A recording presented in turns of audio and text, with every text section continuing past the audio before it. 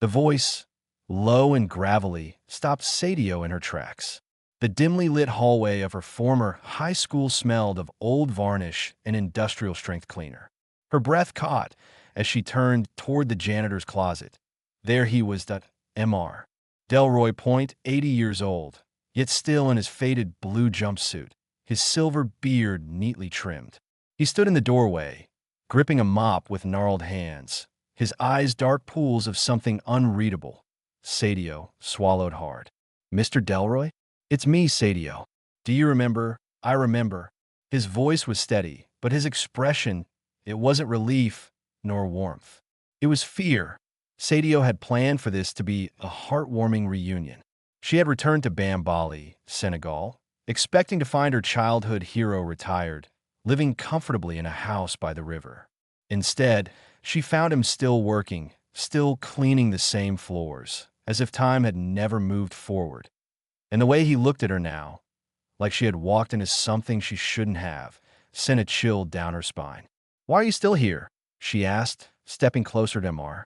Delroy let out a slow breath, his knuckles whitening around the mop handle. "Some things don't change, Miss Maine. Some things can't change." Sadio's stomach tightened. This wasn't just about an old man refusing to retire. Something was wrong. Very, very wrong. 3 days earlier, the plane descended into Dakar, golden sunlight spilling over the coastline.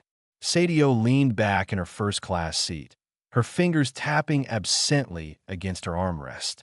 It had been years since she returned to Senegal, years since she last saw Mr. Delroy, the man who once covered for her when she got in trouble, who gave her whispered words of wisdom as he mopped the halls of her high school that a man like that didn't deserve to work himself to death. That's why she came back, to find him, to help him. But as the wheels touched the tarmac, she couldn't shake the gnawing feeling in her gut. Why hadn't he retired? Why hadn't anyone helped him? She had no idea that within days, she would find herself standing in the same school hallways she once roamed as a teenager, staring into the wary eyes of a man who had been waiting for something, or someone, for far too long. And she definitely had no idea that her return would unravel a secret buried beneath those very floors, a secret worth killing for. It now the school was too quiet, IT was past midnight, and Sadio shouldn't have been here. But after seeing Mr. Delroy's reaction, after hearing the quiet tremor in his voice, she couldn't leave. She had to know what he was hiding. She moved down the hallway, her footsteps barely making a sound against the worn tiles. The fluorescent lights above flickered. The janitor's closet door stood ajar, revealing shelves stacked with old cleaning supplies, but nothing out of the ordinary, until she saw the floor at a single tile, slightly misaligned from the rest. Her pulse quickened. Kneeling, she pressed her fingers against the edge, and the tile shifted. Beneath it, darkness. A hidden compartment. Sadio reached inside, her breath coming fast. Her fingers brushed against something cold. Metal. She pulled it out and froze out a gun, old but well-maintained. Alongside it, a faded photograph of a younger Mr. Delroy, standing beside a man in a military uniform and a man whose face had been violently scratched out. Behind her, a floorboard creaked. Sadio turned just as the light above her flickered once, then went out. Darkness swallowed the hallway, and someone was there, breathing, watching, waiting. The voice came from the darkness behind her. Low, calm, dangerous. Sadio's fingers tightened around the gun. She could feel the cold metal pressing into her palm, the weight of it unnatural in her grip. Her heartbeat pounded against her ribs, loud enough to drown out everything else. She turned her head slightly, just enough to see the outline of a figure standing at the edge of the flickering light, tall, still, waiting. Whoever they were armed, and they were watching her. A slow, measured step echoed through the hallway. Then another. Put it down, the voice repeated, this time edged with something sharper. Sadio forced herself to breathe. If she hesitated now, she was as good as dead. She tightened her grip and spun out a blur of movement, a rush of adrenaline. She threw the gun, not at the figure, but at the light above, shattering the flickering bulb in an explosion of sparks. The hallway was swallowed in darkness to a sharp curse. Heavy footsteps lunging forward. Sadio ran .12 hours earlier. The sun hung low in the sky as Sadio walked through the streets of Bambali, the town buzzing with the quiet hum of everyday life. She had spent the morning trying to track down anyone who could tell her more about Mr. Delroy, but the conversations always ended the same way. People hesitated. Faces tensed. Eyes darted toward the school. "He's a good man," they would say. But when she pressed for more, why he was still working, why no one seemed willing to talk, there was only silence. Something wasn't right. And then there was the woman at the marketplace. She had been standing by a stall selling dried fish, watching Sadio with a strange intensity. Not hostile, but wary, like someone who knew more than they should. "You're looking for Mr. Delroy," the woman had said. Not a question, but a statement. Sadio stopped. "You know him?" The woman exhaled, her eyes flickering toward the school in the distance. "He's still there, isn't he?" "Yeah, but he never left," the woman cut in. "Not really, and neither did the past." Sadio frowned. "What do you mean?" The woman hesitated. Then she reached into her basket, pulled out something wrapped in cloth, and pressed it into Sadio's hands. "Before you go back there tonight," she murmured, "look at this." And then she was gone, disappearing into the maze of stalls before Sadio could ask anything else. Sadio unwrapped the cloth at a photograph.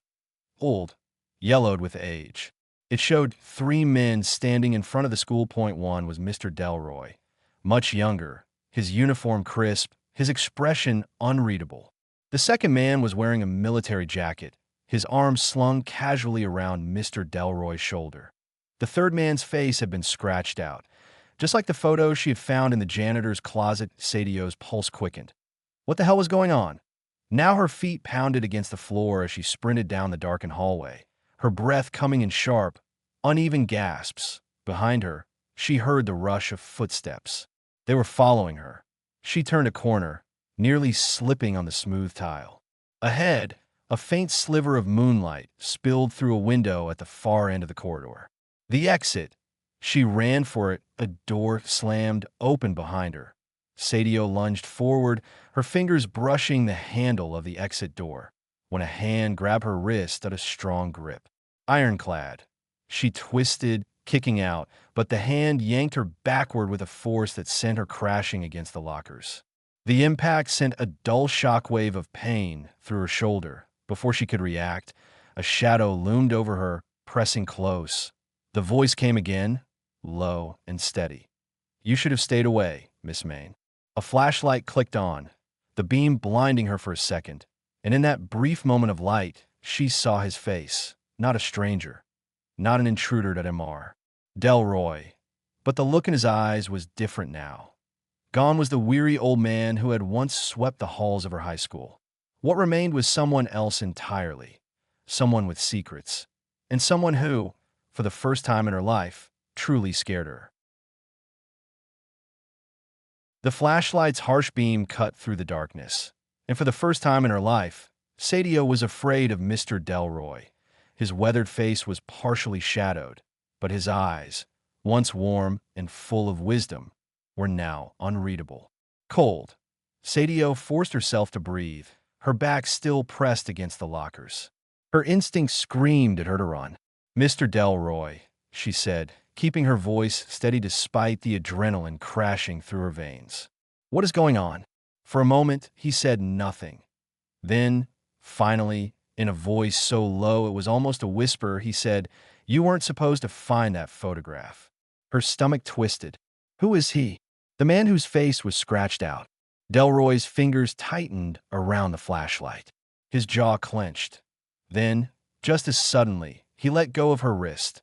Sadio barely had time to react before he turned away, walking down the hallway with slow, deliberate steps. "Follow me," he said without looking back. She hesitated. Every part of her told her not to go, but she had come here for answers, and she wasn't leaving without them. Inside the old janitor's closet, the cramped room smelled of disinfectant and damp wood. A single, dim bulb flickered overhead. Mr. Delroy stood by the metal shelf, his back to her, pulling down a battered wooden box. When he turned around, his face was unreadable. "You think you came back for me?" he said quietly. But that's not the real reason you're here, is it? Sadio frowned. What are you talking about? Mr. Delroy exhaled, opening the box.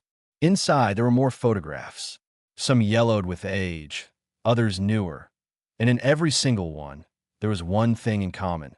The same scratched-out face, the cold shiver ran down Sadio's spine.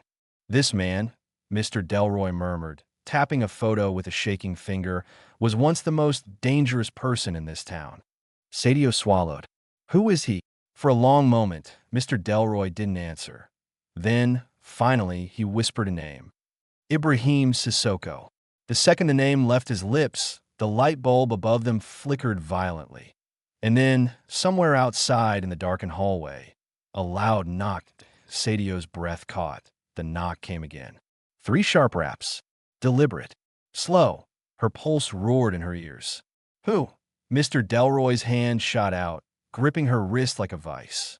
His eyes were wide now, full of something she had never seen in him before. Not fear, terror. Listen to me, Miss Maine, he said, his voice urgent. No matter what happens, you don't say that name again. Do you understand? Another knock. Closer this time. Then, the doorknob started to turn. 12 years ago, the school had always been quiet at night. But on this particular night, it was too quiet. Mr. Delroy mopped the hallway, his old radio crackling with static. He had been working here for decades, long enough to know that when the silence felt wrong, it usually meant trouble. And that night, trouble had a name. Ibrahim Sissoko, a military officer. A man who once had power in this town. A man who years ago had simply vanished. People whispered that he had fled. Others said he had been killed.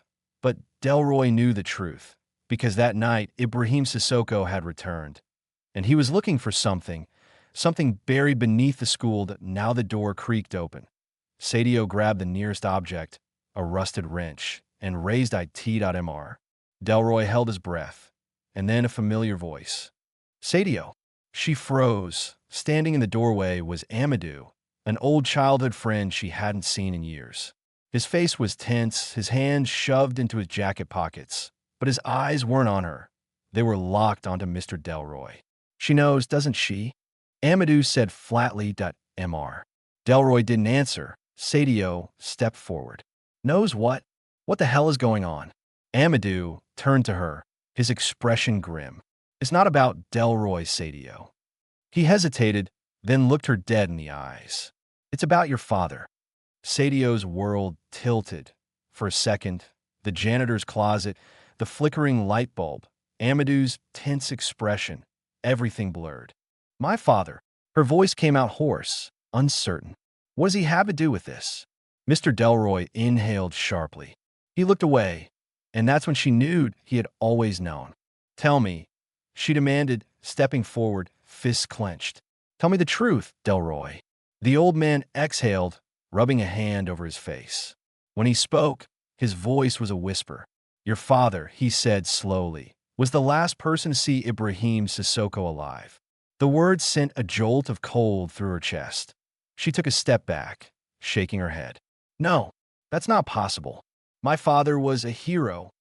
Delroy cut in, his voice laced with something unreadable. A respected man. Sadio swallowed hard. Yes. Delroy held her gaze. Then why? He murmured. Did he spend years making sure that no one would ever find Ibrahim Sissoko's body? 15 years ago, a memory that never made sense. Sadio was 10 years old the night she saw the blood on her father's hands. She had woken up thirsty, creeping through the house on quiet feet, careful not to wake her mother. But when she passed the small storage room near the back door, something stopped her in her tracks. The door was slightly ajar, and inside, in the dim glow of a single hanging light bulb, her father stood with his hands covered in something dark. For a moment, he just stood there, his shoulders rising and falling with each breath. Then, slowly, he turned, his eyes landed on her. She never forgot the way he looked at her that night. Not angry, not scared, just tired. Sadio, he had said quietly. She didn't answer. She couldn't. Then, just as quickly, he wiped his hands on a rag and gave her a small, tired smile. Go back to bed, ma chérie, He murmured, "It's late." And that was it. She never asked. He never explained. But now, standing in the janitor's closet, hearing Delroy's words, she knew. That night, her father hadn't been fixing something, he had been hiding something or someone that now Sadio shook her head, refusing to believe it. No, my father. He wasn't a killer. Amadou's expression softened, but he didn't deny it. Delroy simply stared at her. There are worse things than killing, Miss Maine. The silence stretched between them, thick and suffocating.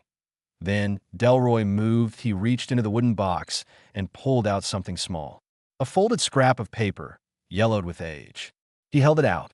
"Your father left this for you," he murmured. "I was supposed to give it to you if you ever came back." Sadio hesitated.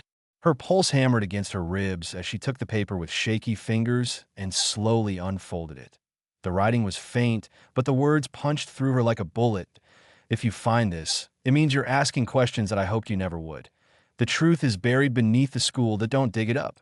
Please, ma chérie, don't."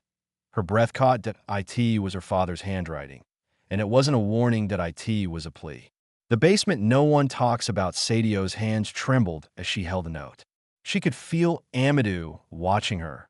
Waiting, she lifted her gaze to Delroy. "You knew all this time?" The old man sighed. "I hope you'd never have to know. But I do." Her voice was steady now, cold. "And I'm going to find out the rest." Delroy shook his head. "I can't stop you." "No," Sadio said. "You can't." She turned to Amadou. "You grew up here. You know this school. Is there a basement?" Amadou hesitated, his expression unreadable. Then, slowly, he nodded. "Yeah," he said, "but it's been locked for years." Sadio's fingers curled into fists. "Then we break in." Delroy exhaled sharply. "You don't understand, Miss Maine. Some things are meant to stay buried." Sadio turned to him, her jaw tight. "Not anymore." 2 hours later, the school, after midnight, the night air was thick with humidity as Sadio and Amadou crept through the abandoned school grounds. The entrance to the basement was hidden behind a storage room, down a flight of crumbling stone steps. The door was old, reinforced with rusted metal bars, but Amadou had come prepared. He pulled a crowbar from his backpack, glancing at her. "Last chance to walk away." Sadio didn't blink. "Open it." With a grunt of effort, Amadou jammed the crowbar into the gap and pulled. The metal groaned. The lock snapped. And then the door swung open. A wave of cold, stale air rushed out, thick with dust and something older. Something that smelled like rotting earth. Sadio swallowed. They stepped inside. The basement was vast and silent. The air was dense, pressing in on them. Shelves of old, forgotten school supplies lined the walls. But the floor was different. Not concrete. Dirt. Amadou exhaled. "This isn't a basement," he whispered. Sadio turned to him. "Then what is it?" He swallowed hard. "A burial site." Crack. The sound shattered the silence. Somewhere behind them, a floorboard creaked. Sadio froze. They weren't alone. The sound cut through the thick, stale air. Sadio's breath hitched. She and Amadou froze in the basement's suffocating darkness, their backs pressed against cold stone walls. The floorboard hadn't creaked beneath their feet. Someone else was down here. A slow, deliberate step echoed. Amadou's fingers inched toward the crowbar, still in his grip. Sadio's pulse pounded against her ribs. The flashlight. She needed the flashlight. Her fingers trembled as she reached in her pocket. Click! The dim beam cut through the dark. And for a fraction of a second, she saw him. That a man stood near the far end of the basement, barely visible between the wooden shelves. He was dressed in black, half his face hidden behind a mask. But it was his eyes that stopped her cold. Not wild. Not afraid. Calculating. Waiting. He had been expecting them. And then he moved. The fight in the dark. The man lunged. Sadio barely had time to react before he was on her. She threw herself sideways, her shoulders slamming into an old wooden crate.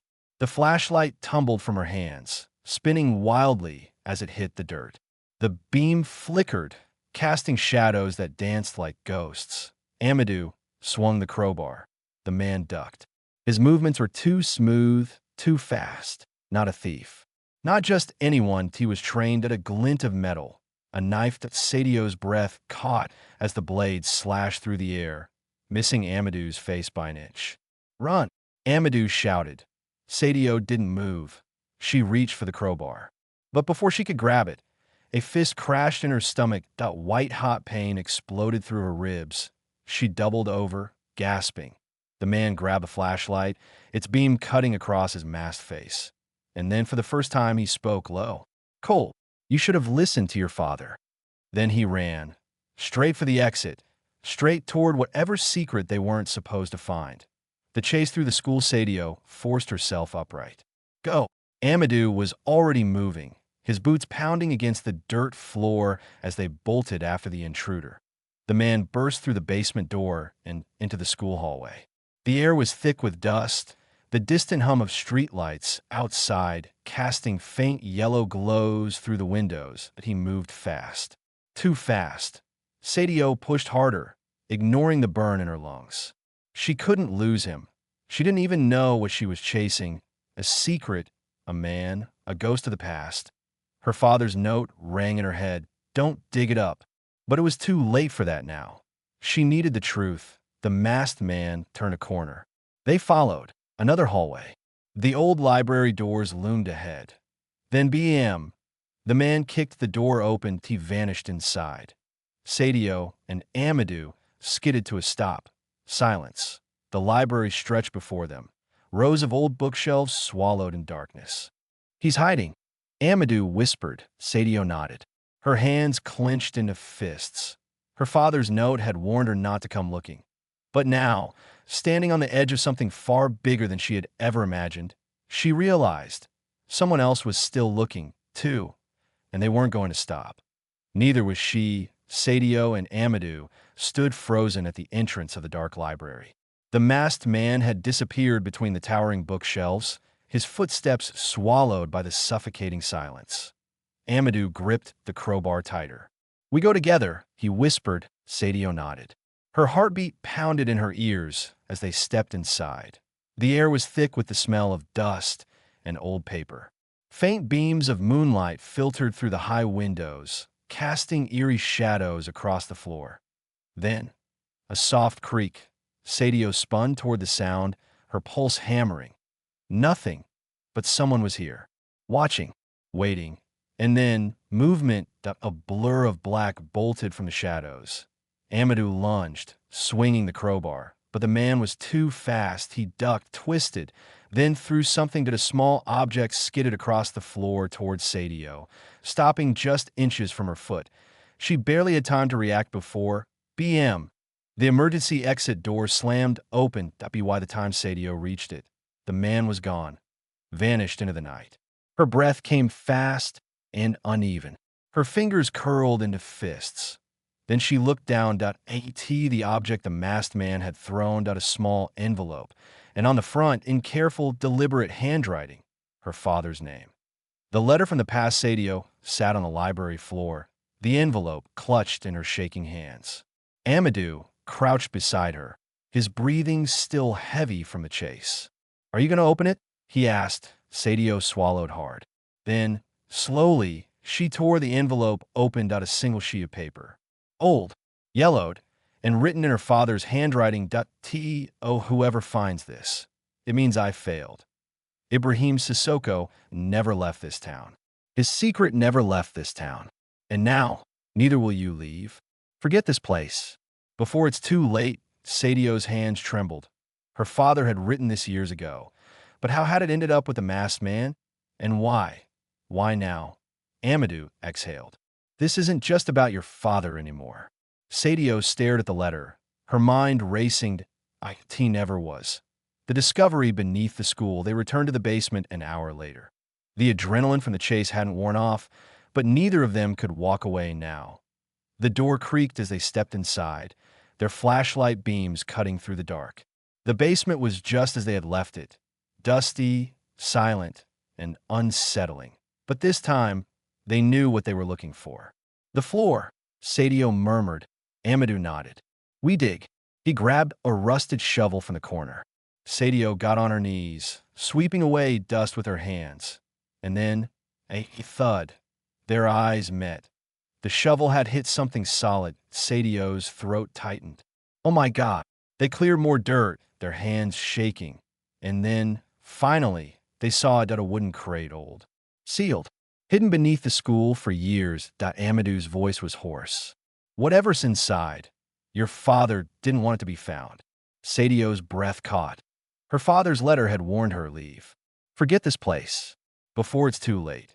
But it was already too late. She reached for the crate's lid, and slowly, she opened it. Sadio's fingers trembled as she gripped the edge of the wooden crate.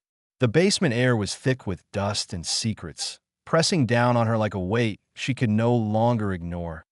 Amadou stood beside her, shovel in hand, his breathing uneven.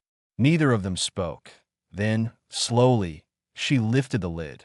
For a moment, all she saw was darkness. And then, bones at a skeleton in the dark. The flashlight beam flickered over a human skeleton. The bones were partially wrapped in decayed cloth, brittle and discolored from years underground. Sadio's stomach twisted. Is that? Amadou's voice caught. She nodded, throat dry. It has to be Ibrahim Sissoko, the man who had vanished years ago, the man no one ever found, the man her father had tried to keep buried. She barely had time to process before she noticed something else. The skeleton wasn't alone. At its side, wrapped in a weathered cloth bundle, was a book. Sadio hesitated, then reached for it. The cover was stiff, the leather cracked with age. She carefully unwrapped the cloth and opened it. Pages filled with handwritten notes, names, dates, numbers, and then, at the very bottom of the first page, a simple red circle with a slash. Through it, Sadio's breath hitched. She had seen this symbol before, spray painted on the walls of old buildings. Whispered in hushed voices in the back alleys of town, a mark of something much bigger. Something her father had spent his life running from. The secret organization. Amadou leaned over her shoulder, eyes scanning the notes. This isn't just a journal, he murmured. It's a ledger. Sadio flipped through the pages. It listed transactions, large amounts of money, names that sent chills down her spine, politicians, businessmen, police officers, and one name written over and over again, Baba Main, her father. Sadio felt like the ground had been ripped out from under her. What the hell is this? She whispered. Amadou pointed to a name at the bottom of the last page. Look. Sadio followed his finger and froze because the last name on the list wasn't from years ago. It was recent, and it was someone she knew. The betrayal that cut deep footsteps, fast. Coming toward them, Sadio's head snapped up. The basement door was open. Someone was coming down the stairs. Amadou grabbed the crowbar, pulling Sadio behind him. Get ready. Then, a shadow appeared at the entrance. Sadio's breath caught.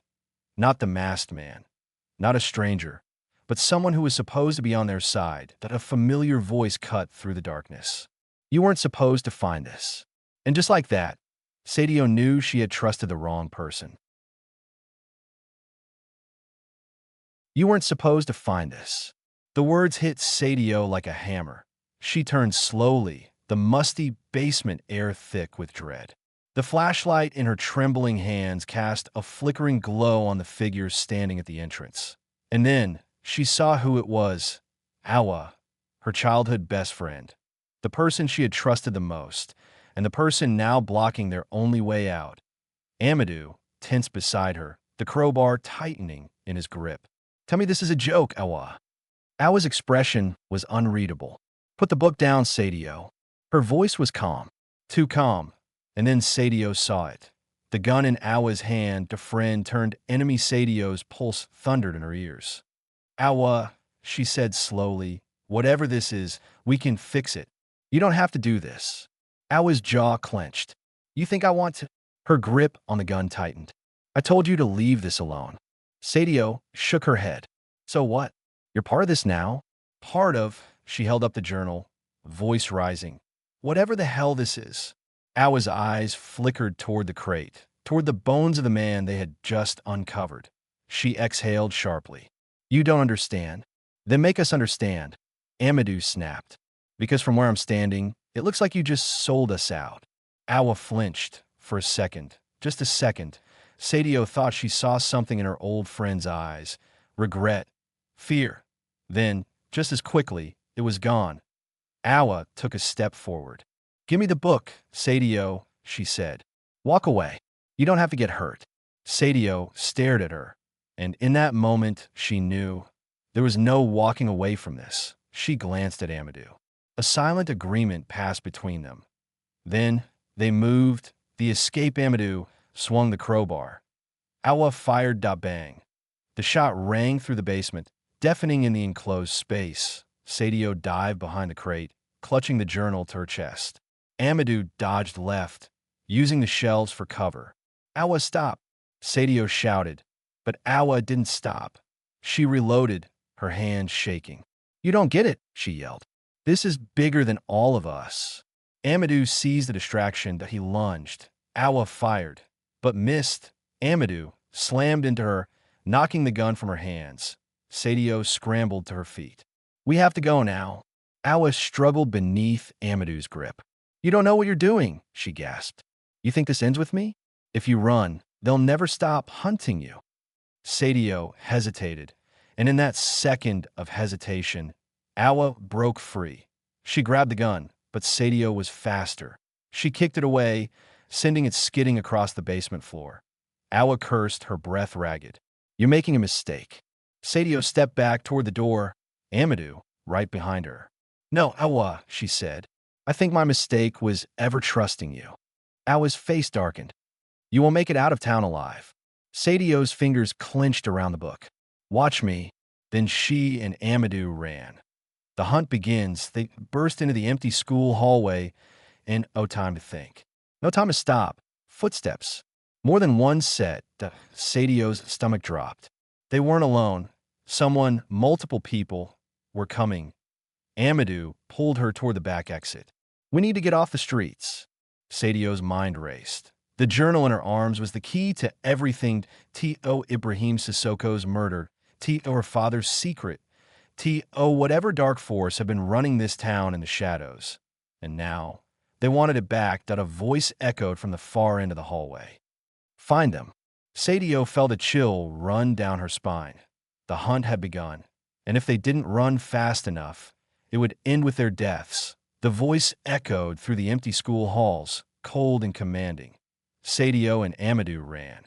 The air burned in Sadio's lungs as they sprinted toward the back exit. The stolen journal clutched tightly against her chest. Behind them, footsteps thundered. Multiple sets. Whoever they weren't just hunting them. They were here to erase them. Amadou yanked the door open, and they spilled into the cold night. The schoolyard stretched before them, swallowed in shadows. "Where do we go?" Sadio gasped. Amadou's eyes darted toward the alley behind the school. "We disappear." No more questions. No more hesitation. They ran. The city that watched Dakar never truly slept. Even at this hour, the city breathed, dim streetlights flickering, distant motorbikes roaring, the scent of salt and fish drifting in from the ocean. But tonight, it felt different. The streets felt watched. Amadou pulled Sadio into a narrow alley, pressing their backs against the rough brick wall. "We need to think," he whispered. "Who do we trust?"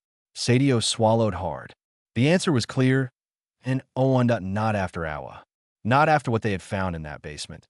But there was one person who might know the full truth. One person who had warned her to stop before it was too late. Her father.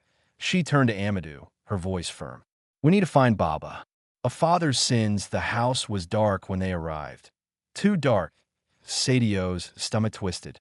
Something was wrong. She hesitated before knocking. "Baba." Silence. Then a rustle inside. Sadio's fingers tightened on the journal. "Baba, it's me. Open the door." Another pause. Then, slowly, the door creaked open. Baba Main stood in the doorway, his face shadowed, his eyes unreadable. He looked older than Sadio remembered, as if the weight of secrets had finally crushed him. "You shouldn't have come here," he said. Sadio pushed inside. "I didn't have a choice." She dropped the journal onto the table. "We found him." Baba's breath hitched. For the first time in her life, she saw fear in his eyes, He ran a trembling hand over the journal's worn cover. You don't understand what you've done. Sadio's patience snapped. Then make me understand. She pointed at the book. This has your name in it. Transactions. Deals. The same people who murdered Ibrahim Sissoko. Tell me the truth, Baba. What did you do? Her father's shoulders slumped. For a long moment, he said nothing. Then, quietly, I tried to save him. The truth about Ibrahim Sissoko. Baba sat down, rubbing a hand over his face. Ibrahim Sissoko wasn't just a janitor, he murmured. He was an accountant, and he kept records. Sadio's breath caught. Records of what? Baba looked at her, his eyes filled with something dangerous. Of everything. Government bribes. Police corruption. The secret organization that owned this city. They found out, Baba whispered, and they wanted him dead. Sadio's hands curled into fists. So you helped them? Her father's face twisted in pain. I tried to stop them, but when I failed, when they killed him, there was only one thing left I could do. Sadio already knew the answer. You buried him. Baba nodded. And I buried the truth with him. No more running. Sadio's mind reeled. Her father had tried to protect her from this. But now, it was too late. She had the journal. The proof, the power to burn everything down. Amadou exhaled.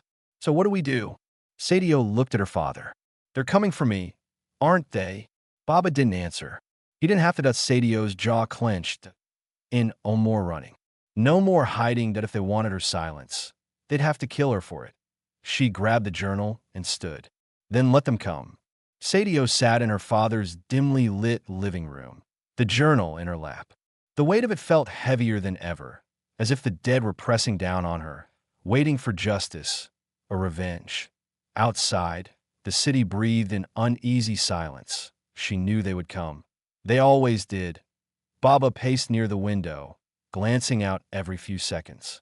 Amadou stood by the door, gripping the crowbar so tightly his knuckles turned white that a storm was coming, and it was coming for her. Then, a single car rolled up to the house. Headlights off. Sadio's pulse hammered. A shadow moved outside. Then another. Then a knock, knuckles rapped against the wood, slow and deliberate. Sadio already knew who it was. The men who had spent years silencing people like her. The men who had killed Ibrahim Sissoko. The men who would kill her next. Unless she made her choice. Two roads. One ending. Baba turned to her, his face etched with desperation. Give them the journal, Sadio. We can walk away from this. Amadou shook his head. No. If you hand it over, this never ends. They'll kill us anyway. Sadio clenched her jaw. Her father was wrong. There was no walking away. She had to decide. Expose the truth, burn everything down, or disappear. Option 1. The fire that burns everything. Sadio grabbed her phone, and in one swift motion, she uploaded the journal to the press, to social media, to the entire world. The file spread like wildfire, faster than anyone could stop. The truth, the bribes, the murders, the corruption, it was out. Outside, the men pounded on the door, their voices sharp, urgent. But it was too late. By the time they kicked the door down, Sadio stood in the center of the room, her head held high. You wanted silence? She said. Too bad. Gunshots rang out. Pain exploded through her chest. She fell, but as she lay there, she smiled, because the truth was out, and the fire she had started would never be stopped. Option 2. The silence that saves her. Sadio stared at the journal. Then, she grabbed a lighter. A small flicker of flame erupted. Baba's eyes widened. Sadio, no. But she didn't stop. She held the journal over the flame, watched as the pages curled, darkened, turned to ash. The truth died in that moment, and so did the threat to her life. Outside, the men waited. Sadio stepped forward and opened the door. I have nothing for you, she said. They searched the house, found nothing. Then, they left, and Sadio lived. But for the rest of her life, she would wonder, had she made the right choice? The ending that stays with you. There was no victory here, only survival, only loss. Sadio Main had uncovered the truth, but in the end, she had to decide what to do with it. Which choice would you have made?